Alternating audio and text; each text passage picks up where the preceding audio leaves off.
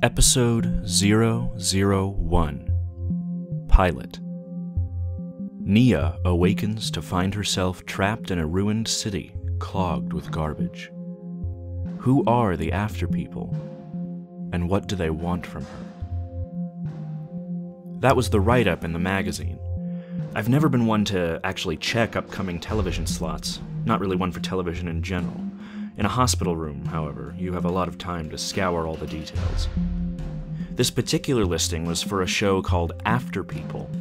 The title sounded vaguely like some sort of X-Men ripoff, and had it not been for the hours of lying in bed and waiting to heal, I never would have inadvertently memorized it. Despite the late hour it aired, the show itself seemed targeted toward children, or at least family viewing. It was nothing I was interested in, but a quick trip through the channels proved to offer nothing of interest. If I'd been more of a sports fan, I never would have watched this. The live-action pilot episode was much like you'd expect, with an introduction of characters and setting and the overarching plot of an ongoing series.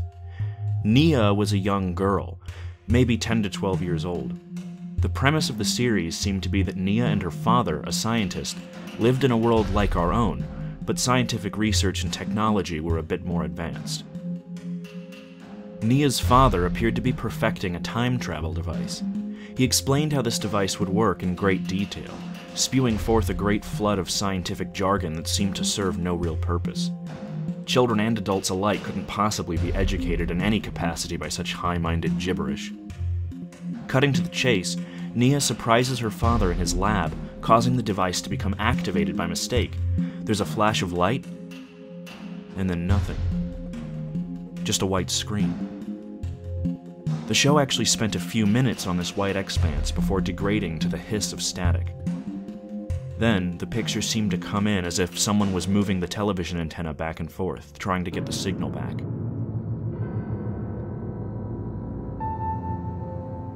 The setting was nothing short of hellish. Red-tinged night sky, hulking abandoned ruins of skyscrapers, and just garbage and rubble everywhere. Nia climbs from a huge pile of refuse, soiled and bleeding from what were probably scrap metal jabs. She looked scared. Very, very scared and disoriented. She threw up twice, and as the camera zoomed in on the grotesque details, it didn't look staged. Then the Afterpeople started to appear. It wasn't anything I was prepared for. The Afterpeople were large insect-like creatures that looked a bit like roaches. They had flat sort of bodies, long twitching antennae, and faces that looked like they were in the middle of a long, slow millennial drift between bug and human. Nia froze as these things came out of the garbage, literally climbing out of the heaps. Despite the fact I knew that these were just very tall, very thin actors in convincing rubber suits, I felt scared too. The Afterpeople circled Nia and closed in on her. She screamed at them, just this inhuman scream that one makes when there's nothing to do but let out the loudest and most disturbing sound you can manage. They stopped.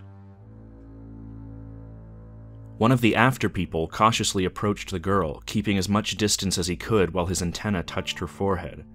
She recoiled. She seemed unsure of the creature's true intent. "App," the roach thing hummed. "Appa." Nia looked at it quizzically. "Apple," it buzzed. "Apple. Bo. Boad. Boat. A para at a apple. A person eat a apple. A person float a boat." "You're learning to talk?" Nia said what I was thinking. It was almost unanimous. The thing didn't answer. It turned away from her and busily scuttled among the other Afterpeople, touching antenna with them, after which each one it had touched went about contacting more of them. The rest of the episode focused on Nia and the Afterpeople roaming the city, looking for her father. I knew right away that they wouldn't find him. You can't have a long-lasting adventure if you achieve the goal straight away. And so it was over. Nothing special. That night and the following day, I didn't even give the show another thought. Episode 002, Settling In. Nia must make her way in the land of the Afterpeople, and they all have special presents for her. I honestly didn't intend to watch the show a second time. I don't really even know why I did. I was flipping through the channels, and when I saw that red-tinged sky, I just put down the remote and that was that. In the second episode, we saw Nia more accepting of her surroundings. With the help of several Afterpeople, she'd set up a sort of living space in one of the ruined buildings. The Afterpeople brought her things, but they seemed unable to determine what she might want. A rotting teddy bear, a deflated ball, a tattered shred of trash bag with an interesting stain, a frayed and dirty wig, a section of a mannequin unceremoniously dragged in by its face. At one point, during what seemed like a drawn-out and pointless flood of gifts, one of the Afterpeople brought Nia a human femur. At first, she took it in her hands, but as soon as the realization hit her, she shrieked and threw it to the floor. The thing that brought it to her reacted with panic, circling the floor, the walls, the ceiling as it let out a series of whines. "Get out!" Nia screamed at it. "Get out and never come back!"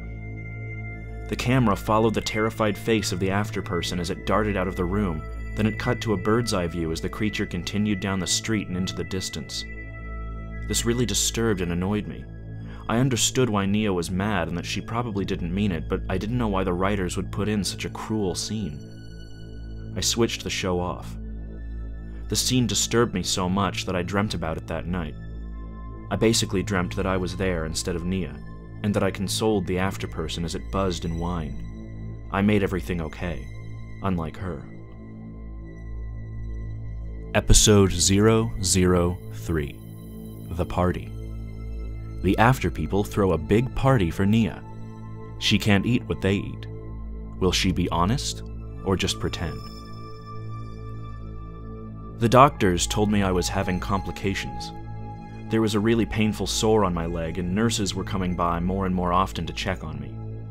Nobody would say it, but I knew each time they were relieved to find me conscious. They'd walk in with a loud and cheery, "Hey!" and their false smiles would grow into real ones when I stirred or answered them. I had obsessed over how cruel the last episode of that show had been. I couldn't think of much else, and maybe because of my medication, my thoughts were getting foggy. I was in a strange, hazy place between analytically disliking the scene and feeling like it had actually happened and I was really mourning a sad turn of events. I don't even remember turning on the third episode. And if I did, if it wasn't a nurse, I can only think I wanted to see if the previous problem had solved itself. Maybe I'd tuned out too early and missed the happy resolution. The Afterpeople had miraculously cleaned a section of street and erected crude structures from rubble and trash. A stick figure made of bent and half-melted steel beams stood against the crimson landscape, and the Afterpeople proclaimed it to be a beautiful monument to a Talk Mother. Nia sat on a heap of trash, barely formed into a throne. She looked uncomfortable and disgusted, though everything on the show seemed clean. The trash was free of maggots or ooze because it seemed like that had all come and gone over a long expanse of time. Still, she was uneasy. The Afterpeople circled and whizzed about before her, almost as if they were dancing, but their movements seemed random and dizzying. "You see," called out one of the Afterpeople, "a very good design. A very smart." I started to see it as the camera pulled back and upward. The insect things moved madly, angular legs sweeping and antennae fluttering. They circled and spun and moved in strange lines, but they never bumped into each other. They never even touched. At the far sides of the group, Afterpeople made identical movements. It was like a large Rorschach test made of excited bugs. Nia didn't see it. She leaned her chin in her hand and pouted, rolled her eyes. "Look, you jerk!" I spit the words out like an angry drunk. "Look at what they're doing! They're doing it for you, and you're not even looking!" After a few more moments, they all slowed to a stop and turned expectantly toward Nia. She slow-clapped at them, sarcastically. They seemed pleased nonetheless, and all began touching antennae with each other. The scene faded to black. This was when it occurred to me that Afterpeople, what I'd seen of it, had never been interrupted by commercial breaks. The camera panned across the landscape again, but this time from a very distant location. The entire cityscape was ravaged, and unlike most movies or shows you'd see, nothing moved, nothing fell. It all genuinely looked like something that had long fallen into ruin and was done collapsing. The scene shifted to Nia once again on the throne. She looked really tired and cranky. "I'm so hungry," she groaned. Of course, I'd never seen her eat anything, and what was there to eat? There hadn't been a plant or an animal in sight except for the Afterpeople. Very easy to see," responded one of the creatures, clacking its mandibles with worry. "A problem." The creatures scattered, and 15 to 20 minutes of the show focused entirely on Nia sitting there, trying to press her stomach as hard as she could, like she was in pain. She seemed to almost pass out several times, her head nodding sharply. Finally, the things returned. They carried various objects, just like when they'd brought the gifts. Nia turned her nose up at almost everything, as would anyone. Congealed balls of unidentifiable matter, pieces of insulation, they just picked up anything that could theoretically be chewed and brought it back post-haste. "I need food, understand?" Nia snapped. "Like apple. Remember apple? Or meat. I need meat." The Afterpeople exchanged looks. Even with their blank armored faces and lidless eyes, they seemed concerned. Meat," they repeated amongst themselves. "When any has seen a meat, and what is it?" "What do you eat?" Nia cried out. One of the Afterpeople slowly approached, once again toting the ball of matter. It was slick, glistening like some sort of fleshy egg covered in patterns of what looked to be green and black veins. She took the orb, desperation in her eyes, and she bit into its skin. The episode abruptly ended. Episode 004. That's Just Different. Something different is happening, and the Afterpeople are acting weird. Important safety tips. I now had a sick fascination with this series. It was like watching a car wreck where you can see the blood but you can't see the real carnage, so you crane your neck to look even though you know you don't want to see. You know you'll never be able to forget anything you catch a glimpse of. I was still feeling like hell, still in a vague stupor, and even though it made me physically sick to my stomach, I wanted to see where the show was going.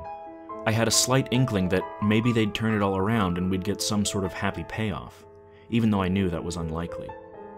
As the episode description stated, the Afterpeople were acting weird. Very weird.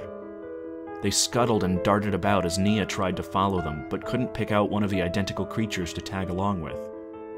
She was now a bit stronger, but showing a clear look of being in a half-demented sort of shock. "What's happening?" she demanded repeatedly, her voice hoarse and cracking. She coughed several times as this continued, and at one point her lips started bleeding without her even noticing. "Be flat!" screamed one of the Afterpeople as it passed her by. "Get flat and be flat in a while!" She didn't understand, and neither did I. It was just insane to begin a television episode with everyone wheeling about in a frenzy, and I assumed the station must have started running the show at the wrong scene. "Why should I?" Nia screamed. "Why should I get flat? What's happening?" All of the Afterpeople froze, except for their antennae. Each of them moved their antennae in separate, opposite spirals. One of them broke from the group and rushed Nia, headbutting her and knocking her to the cracked and blistered pavement. As she fell, all the others flattened themselves against the ground. They were way too flat to be men in costumes, and it was slowly dawning on me that for a while now, I had been accepting these creatures as legitimate, living beings. The earth rumbled. Nia tried to get up, but now the vibrations were what forced her to the ground. "What's happening?" she yelled, her voice distorted and nearly drowned out by the rumbling all around her. There was no reply. The picture began to blur, and the screen's vertical hold started rolling. I swear I could feel the hospital bed shaking, though I told myself it was just my pounding pulse. The show cut to shots of buildings, trash piles, the open sky. All the while, the din of moving earth erupted from the television speakers. I had to turn it down as the sound grew louder, fearing I'd bother other patients in the next room. When it finally died down, when things returned to normal, I turned it back up and just listened to Nia weeping and sniveling as she lay in a fetal position. The Afterpeople all circled her yet again, moving slowly and sweeping their antennae over her small body. "That is a flat time," said one. "A flat time is you get flat," helpfully added another. "Stand and also it is okay." After she collected herself, as much as she could now, seeing that she was looking a lot like a husk of a person, Nia once again resolved to look for her father. She delivered one of the darkest lines I'd ever heard in what was quickly revealing itself to not be family entertainment. "If I can't find Daddy," she wiped her nose on her sleeve, "I'll cut my own lousy throat." Episode 005. A Look to Find. Many scrapings are undug amid the ruins. Nia can share one of them. I was in a coma for a short while. Even now, I don't know how long. All I remember is dreaming about Nia. Now I was helping her. And then my eyes opened to a bright light and a crowd of people standing over me. My head hurt. Everything hurt. I couldn't move or speak. In my dream, I was walking through that red landscape with Nia, and the Afterpeople followed. Together, we made up a strange sort of search party, beating on piles of trash, sweeping through buildings, calling out for Nia's father. Since they never gave his name on the show, in my mind, we all called out that of my dad. Before the dream ended, Nia took my hands in hers. I was dressed in a hospital gown, she in dirty, bloody clothes, her face smeared and her eyes wild. "If I don't get home," her eyes locked with mine, "you know what to do." The last image I saw was of a brief flash of the two of us, holding hands, splayed on the ground with our throats slit, shards of rusted, broken metal in our flesh. The nurses assured me, all of them assured me, that I'd be able to move again. The doctor, a world-class asshole, undid all of this when he checked in and absently mumbled, "What a shame," and "another one we couldn't save." I guess he thought I couldn't hear him, but still. One of the nurses, my favorite, the only one who really talked to me like I wasn't a moron, left that damned show on for me. She'd even read me the upcoming episode blurbs while I screamed profanities at her in my head. She thought she was doing me a favor, but given the coma visions I'd experienced, I wanted nothing more than to turn it off. I tried to will my arms to move, even just my fingers, but it was no use. The most I could do would be to close my eyes, and even then the audio would flow uninhibited into my consciousness. The Afterpeople joined Nia in searching once again for her father. I knew it was pointless. She probably even knew it was pointless. I don't know what the creatures thought. If anything, it was hard to tell if they had genuine ideas and motivations, or if they just fed off of whatever Nia was doing or thinking. I got to see more of their world. More than I wanted to. Boiling, steaming ponds, vast expanses of bare, black soil. There was a huge chasm just outside the city that seemed to go on forever, and the Afterpeople wouldn't go anywhere near it. "Stop to the hole," they urged. "A very bad inside that. A very bad, and come up to eat a friend. Eat a friend, and screaming and blooding it does for long." Nia ignored them and looked over the edge, into the abyss. The camera switched between the impossible dark depths of the chasm and gradually closer shots of Nia's wide, disbelieving eyes. "This!" shouted one of the creatures. Nia turned as if snapping out of some sort of trance. "This! This!" insisted an afterperson as Nia sprinted toward it. She obviously thought it had something to do with her search. "This, and some of it!" The creature gleefully opened its jaws and dropped a scrap of paper at Nia's feet. It was a magazine cover, and on it was a picture of President Bill Clinton with the words "Commander in" leading to a torn section. "This is what, and now we're done." The creature twiddled its antenna, and others came in close to look at the item. "What?" Nia shook her head. No, that's not my father. God, don't you even understand?" A look of horror came over Nia as her face turned even more pale than it had been. She backed away from the creature and whirled around several times, studying the things that were vibrating their antenna toward her. "You don't understand," she screamed, tears in her eyes. "You don't even understand what you're looking for." The camera zoomed in on the faded, distressed photo of Clinton, smiling, half his face gone along with the surface it was printed on. I had no idea who he was, but not because I was only 7 years old. This was the year 1986. Episode 007. Today is Happy. Talk Mother. No description. It would still be weeks before I moved again, and the embarrassment of being tended to, made to urinate in one tube and eat through another, was still fresh to me.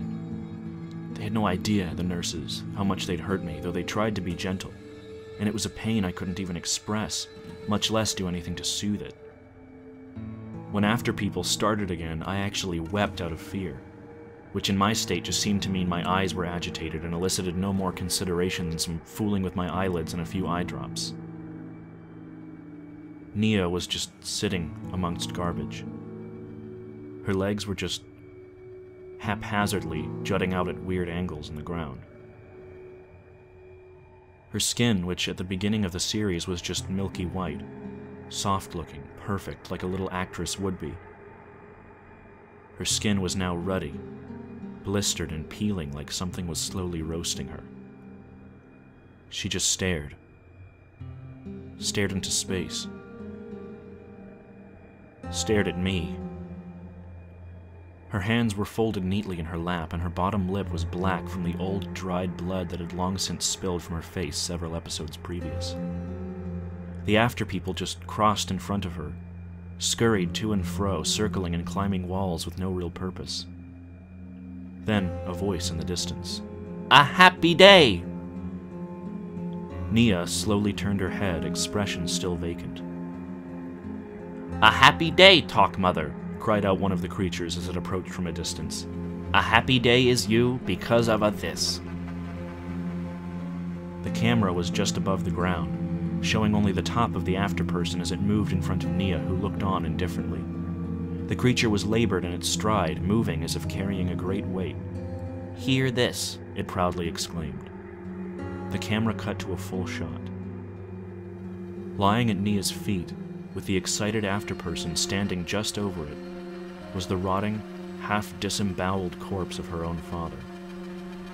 "A thing from a hole looked away," the afterperson explained. "When it looked, I looked, and then walked. Quickly walked, and now to bring this." With no response from the girl, it just continued to elaborate. "Here for you. Your thing you wanted." Nia looked up from the corpse to the afterperson. It gleefully pushed the body toward her and backed away. "A meat!" I closed my eyes. I shut them as tight as I could. After that episode, there were no more. It didn't matter, though. Even if I never saw that wretched monstrosity again, it would always be with me. I would forever hear Nia chewing.